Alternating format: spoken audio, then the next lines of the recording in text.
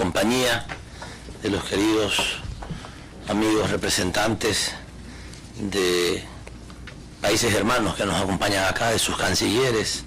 Acaba de llegar hace un momento adicionalmente el vicecanciller de Bolivia, Juan Carlos Alurralde, y Juan Ramón de la Quintana, ministro de la Presidencia de Bolivia. Gracias por estar aquí. A ustedes.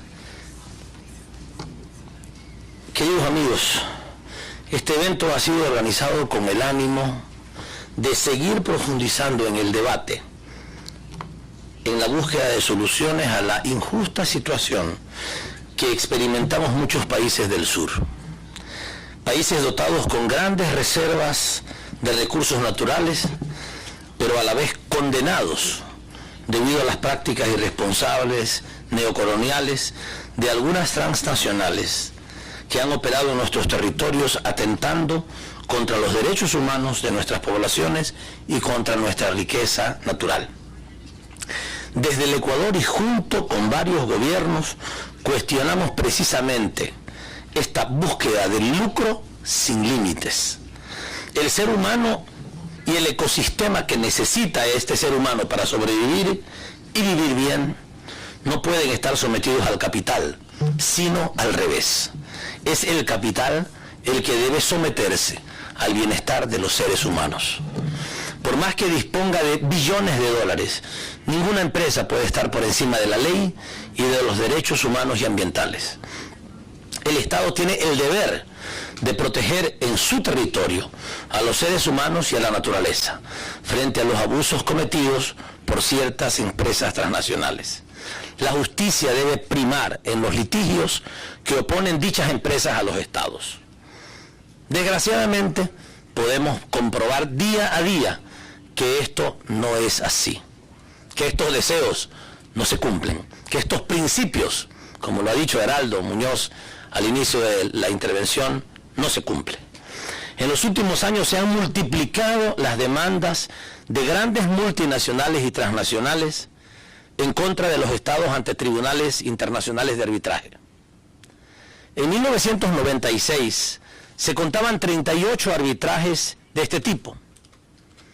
En el 2011 ya eran 250 procesos de arbitraje por año de este tipo. En la mayoría de ellos, los árbitros fallaron a favor de los intereses de las empresas privadas y en contra de los estados demandados, casi siempre estados del sur. No está de más resaltar que estos litigios millonarios amenazan la economía de los estados. Las condenas que resultan de estos arbitrajes suman cifras astronómicas.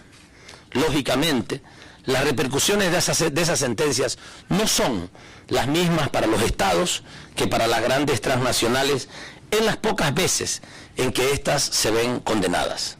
Comparen, si no, el capital del que disponen empresas de este tipo y algunos estados. ExxonMobil dispone de 482.000 millones de dólares, es decir, una cantidad similar al presupuesto general del Estado francés para este año. Valores de las acciones de esta compañía. Royal Dutch Shell dispone de 467.000 millones de dólares en valores de bolsa de sus acciones, lo que supone 2.5 veces el presupuesto general de la nación argentina. Y así hay ejemplos por docenas. El Ecuador se enfrenta actualmente a la campaña difamatoria de una de esas empresas. Esa empresa es Chevron. Chevron dispone de 240.000 millones de dólares de capitalización bursátil. Esto equivale aproximadamente a 7 veces, óiganse bien, 7 veces el presupuesto general del Estado ecuatoriano para el año 2012. Pero esta empresa, que fue condenada en el año 2011 a pagar 19.000 millones de dólares a los ciudadanos afectados por los daños ambientales y a su salud causados por Texaco, la empresa que compró en el año 2001, ha decidido emprender una campaña multimillonaria para evadir su responsabilidad y endosar el monto de su condena al Estado ecuatoriano, a los ciudadanos ecuatorianos. El caso es el siguiente. Desde 1964 al 1990, la empresa estadounidense perforó y operó 356 pozos de petróleo, abriendo para ello 1000 fosas, sin ningún tipo de recubrimiento y de protección.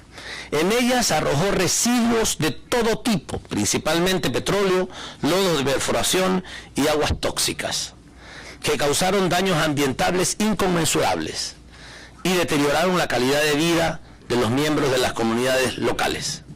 En total, vertió aproximadamente 80.000 toneladas de residuos tóxicos, 80.000 toneladas de residuos tóxicos en la selva amazónica, contaminando así fuentes de agua dulce vitales para las poblaciones locales.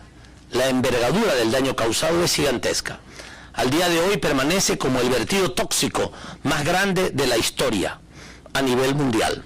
Solo para que se hagan una idea, esto supone un derrame 87 veces superior al protagonizado por British Petroleum en el Golfo de México en el año 2010. Desgraciadamente, los gobiernos anteriores no se preocuparon por el medio ambiente ni por el bienestar de nuestros ciudadanos. Frente a los masivos y evidentes daños ambientales ocasionados, solo pidieron a la empresa Texaco que limpiara apenas una mínima parte de las piscinas abiertas para la explotación. Texaco era la única responsable de los daños ambientales, como única operadora del consorcio, es decir, única empresa que explotaba el petróleo. Texaco se había comprometido a usar material seguro y de última tecnología para la reinyección de lo que se llama técnicamente las aguas de formación, es decir, esas aguas mezcladas con residuos tóxicos que salen cuando se extrae el petróleo. Precisamente Texaco patentó en esos años técnicas de reinyección segura, pero si bien las utilizó en los Estados Unidos, jamás las utilizó en el Ecuador. Prefirió usar técnicas obsoletas y verter residuos petrolíferos a los ríos de la Amazonía directamente en los ríos de nuestra Amazonía, antes de utilizar responsablemente algo de dinero en la seguridad del medio ambiente y de las poblaciones locales. Las pruebas siguen allí en nuestra Amazonía, todavía se pueden comprobar, quedan ahí como testigo vergonzante de la ignominia. Pero esto no es todo. Deben ustedes saber que Texaco ni siquiera ejecutó lo poco que se le había pedido que limpiara. Se contentó con tapar con algunas capas de tierra unas pocas piscinas y fosas que se había comprometido a limpiar, y ni siquiera tocó la mayoría de ellas. Esto es, no barrió la basura y la puso en su lugar, sino que le puso encima una alfombra, una capa de tierra para que no se viera. A pesar de esto, en el año 1998, el gobierno de Yamil Mahuad, y lo tenemos que denunciar con vergüenza, decidió firmar un acta de finiquito, liberando a Texaco de cualquier demanda que pudiera presentar el Estado en el futuro. Como lo ha dicho la representante de la Procuraduría, el Estado ecuatoriano. Nunca se limitó el derecho que asiste a los ciudadanos afectados para reclamar justicia ante una corte nacional o internacional. Por otra parte, Texaco, hoy Chevron, hizo lo imposible entre 1993, año en que los ciudadanos de las comunidades amazónicas presentaron la primera demanda en los Estados Unidos, y el año 2001, para lograr finalmente que el juicio se trasladara al Ecuador. En esa época la empresa explicaba que las cortes ecuatorianas eran idóneas para conocer el caso y se comprometió a acatar la decisión que las cortes tomarían. Seguramente no esperaban perder. De hecho, habían ganado en el pasado varios juicios en el Ecuador, y ahí sí la justicia era buena. Pero esta vez fue distinto. En el 2011, después de 9 años de trabajo, la Corte Ecuatoriana del Lago Agrio condenó a la empresa Chevron Texaco a pagar 9.600 millones de dólares a los afectados y a pedir disculpas.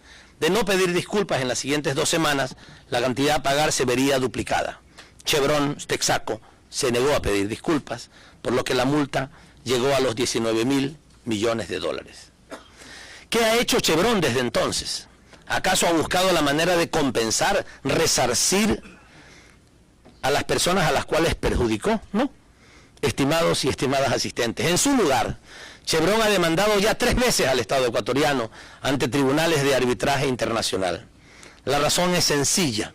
Chevron no quiere aceptar, mejor dicho, Chevron no puede concebir el haber perdido un juicio frente a humildes ciudadanos ecuatorianos afectados por sus malas prácticas. Por si esto fuera poco, Chevron ha emprendido una campaña de desprestigio del Ecuador a gran escala, hay que decirlo, a escala planetaria. Gasta centenares de millones de dólares en cabildeo político y en propaganda falaz. Repite a quien la quiere leer y escuchar que la justicia ecuatoriana es totalmente corrupta y no escatima recursos para promover esta idea. No duda en ejercer presiones en el Senado y el Departamento de Comercio estadounidenses. Lo hizo, por ejemplo, buscando que no se le renovaran al Ecuador las preferencias arancelarias derivadas del ATPDA y del Sistema General de Preferencias. Tampoco duda en publicar comunicados engañosos en todos los medios de comunicación a su alcance, y son muchos. Y lo peor es que los tribunales de arbitraje, contra toda lógica jurídica, aceptaron tratar el caso sobre la base del Tratado Bilateral de Protección de Inversiones que el Ecuador firmó con Estados Unidos. Tratado que entró en vigencia recién en el año 1997, o sea, 5 años después de la partida de Texaco. El tratado no contemplaba ninguna cláusula retroactiva, como en general no las contempla. Pese a esto, los tribunales se declararon competentes, un verdadero atentado a la seguridad jurídica, seguridad que tanto reclaman las empresas para invertir en nuestros países. Un atropello a los principios universales del derecho, que no puede quedar impune.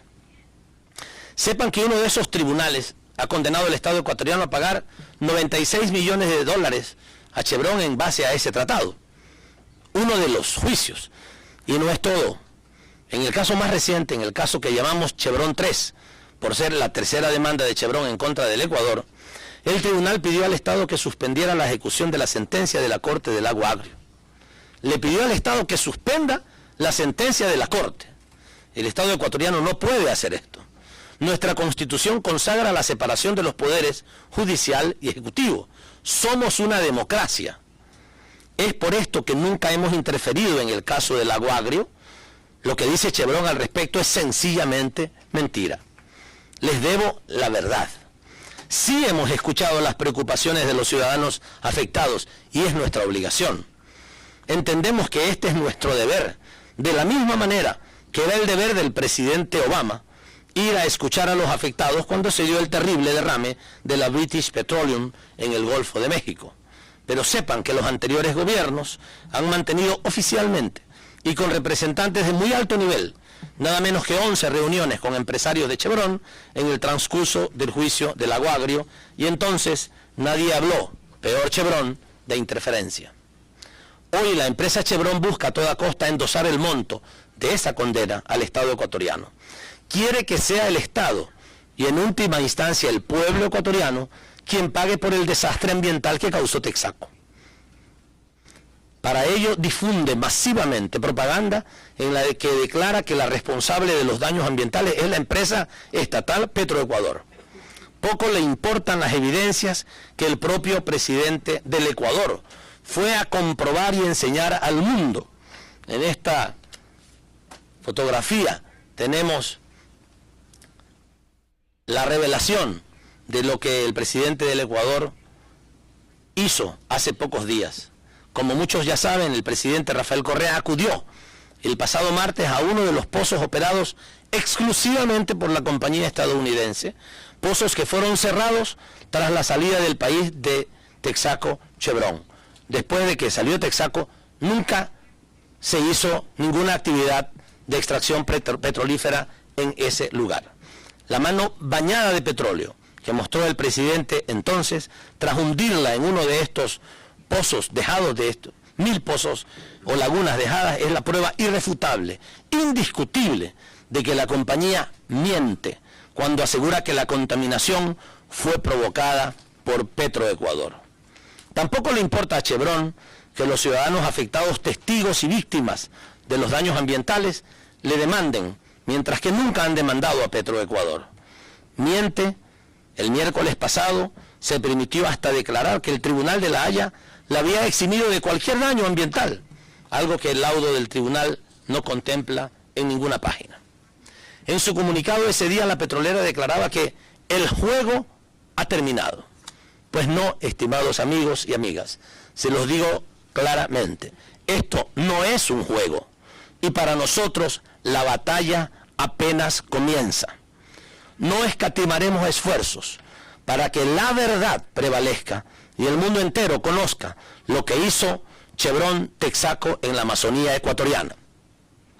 Afortunadamente, ni los tiempos son los mismos de antaño, ni el Ecuador está solo en esta pugna.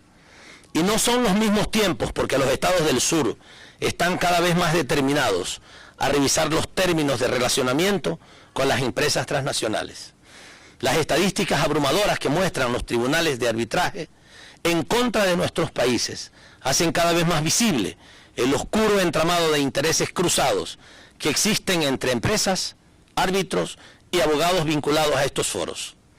En Sudamérica hemos tomado iniciativas como la conformación de un centro de solución de controversias de la Unión de Naciones Suramericanas, que será clave en la reconfiguración de los equilibrios entre intereses públicos, nacionales y rentabilidades privadas de carácter transnacional. Al menos, y de momento, a nivel regional, pero quizá inspire también a otros rincones del sur global. Esa es nuestra vocación. Por lo demás, 12 países latinoamericanos y del Caribe decidimos asistir en Guayaquil a la primera conferencia de estados afectados por intereses transnacionales, convocada en abril de este año. Un encuentro del que surgió, entre otras, la iniciativa de crear un observatorio del sur para empresas transnacionales. Auténtico espacio de confluencia entre países para la puesta en común de aquellas experiencias que deben alimentar todo un equipo de pensamiento útil a la tarea de construir un orden mundial más justo y equitativo. Por último, déjenme destacar un hito que ha pasado relativamente inadvertido para la mayoría de medios de comunicación a nivel mundial, pero que representa también una luz de esperanza para nosotros. Hace apenas unos días, en concreto, el pasado 13 de septiembre, se celebró en la 24ª sesión ordinaria del Consejo de Derechos Humanos de la ONU, con sede en Ginebra. En la misma, 85 países suscribimos la Declaración Conjunta sobre Empresas Transnacionales y Derechos Humanos, un texto que llama a crear un instrumento vinculante de derecho internacional para someter, con esas palabras, para someter así el poder transnacional al escrutinio de los mecanismos de vigilancia y promoción de los derechos humanos como debe ser. Queda aún mucho por recorrer en esta dirección, no lo niego, pero también es innegable que comienza a oírse un ruido de fondo en el concierto de naciones en el sistema de equilibrios global. Los países del sur están despertando. Reclaman un nuevo equilibrio geopolítico frente al dominio aún existente de los capitales internacionales. Ese ruido se extenderá pronto por estos pasillos. Ese ruido retumbará en los oídos de Chevron, de sus accionistas y de los miembros de su consejo de administración. Pero para ello necesitamos la movilización activa y decidida de las organizaciones ambientalistas, de derechos humanos, de nuestros millones de migrantes repartidos por el mundo, de los migrantes de los países del sur, de los millones y millones de ciudadanos y ciudadanas de bien. Necesitamos que hagan saltar las alarmas de sus conciencias cada vez que se encuentren frente a algún producto de Chevron en el mercado, cada vez que pasen por alguna de las miles de sus gasolineras. Antes de pararse a comprar, las personas deben saber lo que esta marca esconde. Expresar nuestra indignación ante los responsables de los atropellos a los principios universales del derecho que hemos denunciado con tanta claridad hoy en la tarde. Invitar también a nuestros hermanos de los países latinoamericanos, de África, de Asia, del sur en general, a participar en la próxima y segunda conferencia de estados afectados por los intereses transnacionales. Invitarlos a ser fundadores, a tener el orgullo, la honra de ser fundadores del Observatorio de Empresas Transnacionales que esperamos constituir en muy pocas semanas. Y también invitar a algunos, como lo hemos hecho, a formar parte del Comité de Auditoría de los tratados bilaterales de inversión que en el Ecuador estamos constituyendo. Ya han comenzado a formarse también comités de solidaridad con el Ecuador, por este caso, en varias ciudades de América Latina, de Europa, de Estados Unidos. Desde aquí, les pido que participen en estos comités, que los creen en sus respectivas ciudades si no existieran aún, que abran espacios y canales para difundir lo que está pasando. Frente al poder gigantesco que despliega esta transnacional para atacarnos, frente al Goliat, Chevron y su impunidad, nuestra onda invencible será la verdad. Muchas gracias.